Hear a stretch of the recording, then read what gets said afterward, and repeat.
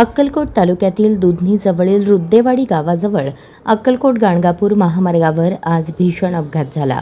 अक्कलकोटहून गाणगापूरकडे जाणाऱ्या एसटी बसला मुरुमने भरलेल्या डंपरने जोरदार धडक दिल्याने 2 जणांचा जागीच मृत्यू झाला, तर अनेक प्रवासी जखमी झाले. या अपघातामुळे परिसरात मोठी खळबळ उडाली. धडक इतकी भीषण होती की एसटी बसच्या पुढील भागाचे मोठे नुकसान झाले.